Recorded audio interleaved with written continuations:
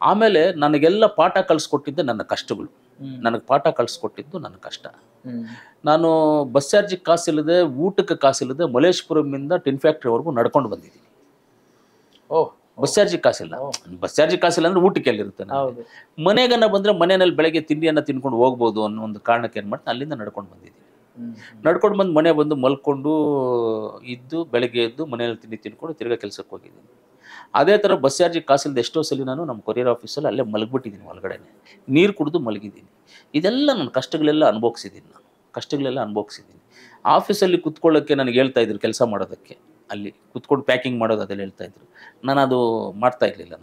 ನಾನು ಫೀಲ್ಡ್ ಮೇಲೆ ಹೋಗ್ತೀನಿ ಅಂತ, ನಾನೇ ಹೋಗ್ತೀನಿ ಅಂತ.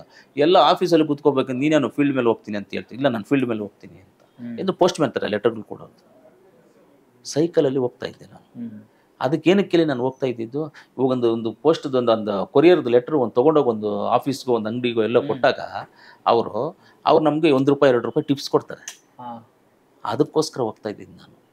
ಆ ಟಿಪ್ಸ್ ಕೊಟ್ಟರೆ ಊಟ ಮಾಡೋದು, ಬಸ್ ಚಾರ್ಜ್ಗೆ, ಇದಕ್ಕೆಲ್ಲ ಕೆಲಸಕ್ಕಾಗುತ್ತಲ್ಲ ನಮಗೆ ಅಂತ ಅದಕ್ಕೋಸ್ಕರ ಹೋಗ್ತಾ ಇದ್ದೆ. ಅದಕ್ಕೋಸ್ಕರ ಅಷ್ಟು ಕಷ್ಟಪಟ್ಟು ಸೈಕಲಲ್ಲಿ ಹೋಗ್ತಾ ಇದ್ದೆ. ಆ ಕಷ್ಟ ಎಲ್ಲ ಗೊತ್ತಿದೆಯಲ್ಲ ನನಗೆ, ನೋಡಿದ್ದೀನಲ್ಲ.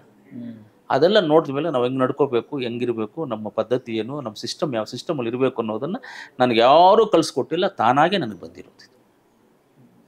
ಹೆಂಗೆ ಈ ಜೀವನ ಪೂರ್ವ ನಿರ್ಧಾರಿತ ಹಿಂಗೆ ನಡಿಬೇಕು ಅಂತ ಇದೆ ಅನ್ಕೊಂಡಿದ್ದೀರೋ, ಅಥವಾ ನಮ್ಮ ಪ್ರಯತ್ನದಿಂದ ಇಷ್ಟೆಲ್ಲ ಆಯ್ತು ಅಂತಿರೋ, ಏನಂತೀರ ತಾವು? ಯಾವುದನ್ನು ನಾನು ಹುಡ್ಕೊಂಡು ಹೋಗಿಲ್ಲ ಸರ್. ಯಾವುದನ್ನು ನಾನು ಹುಡ್ಕೊಂಡು ಹೋಗಿದ್ದಿಲ್ಲ, ಯಾವುದನ್ನು ನಾನು ಕಿತ್ಕೊಳ್ಳಿದ್ದಿಲ್ಲ. ನಾವು ಹುಡ್ಕೊಂಡು ಹೋಗಿದ್ದು, ನಾವು ಕಿತ್ಕೊಳ್ಳಿದ್ದು ವಿಷ. ತಾನಾಗೆ ನಮ್ಮ ಕೈಗೆ ಬಂದಿದ್ದು ಪ್ರಸಾದ. ನಾನು ಇವತ್ತರೆಗೂ ಯಾವುದನ್ನು ನಾನು ಕಿತ್ಕೊಳ್ಳೋಕೆ ಹೋಗಲ್ಲ, ಯಾವುದು ಹುಡ್ಕೊಂಡು ಹೋಗಲ್ಲ. ನನ್ನವರೆಗೂ ಬಂದಿದ್ದು ನನ್ನ ಪ್ರಸಾದ ಅಂತ ಹೂವಲ್ಲಿ ಇಟ್ಕೊಂಡು ಸ್ವಾಗತ ಮಾಡ್ತೇನೆ. ನನ್ನವರೆಗೂ ಬಂದಿದ್ದನ್ನು ನಾನು ಬಿಡೋದಿಲ್ಲ. ನನ್ನವರೆಗೂ ಬಂದಿದ್ದನ್ನು ಕಿತ್ಕೊಂಡ್ರೆ ವಿಷ, ತಾನಾಗೆ ಬಂದರೆ ಪ್ರಸಾದ. ಅದು ನನಗಿದೆ. ನಾನು ಇನ್ನು ಮುಂದಕ್ಕೆ ಹಿಂಗೋಗ್ಬೇಕು ಹಂಗೋಗ್ಬೇಕು ಏನೂ ಅಂದ್ಕೊಂಡಿಲ್ಲ.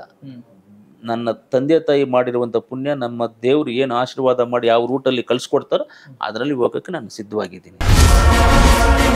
ಕನೆಕ್ಟ್ ಕರ್ನಾಟಕ, ಇದು ನಿಮ್ಮ ನೆಟ್ವರ್ಕ್.